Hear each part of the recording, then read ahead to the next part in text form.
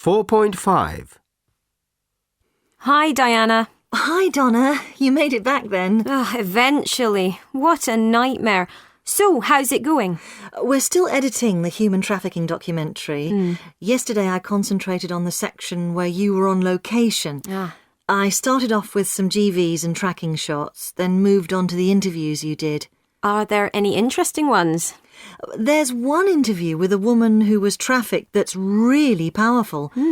I followed your suggestion in your email and intercut it with some sequences you shot at the border. The idea is that it's almost like a reconstruction of someone being trafficked. I thought it would be good to use a lot of slow mixes so that we get a dreamy feel. What do you think? Yeah, I'll have a look. You know, sometimes with sequences like that, it's better to use cuts. Neil, you made it. Are you feeling better now? I wasn't expecting to see you today. Yes, I'm much better, thanks. So, have you decided what sections of interview you're using? Yes, I think so.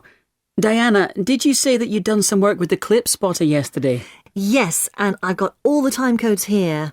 Any music? Yeah, I've got this track here and some low drones from this royalty-free compilation CD I told you about. Oh. Have a listen to it later. It's great working with you, Donna. You're so organised. I bet you've even got a list of the shots you took on location. Yep, here's one I prepared earlier. Listen, Donna, can I record my voice now? The newsroom want me to cover a story in Liverpool, so I'll need to leave in about 2 hours to be there on time. We've agreed the script.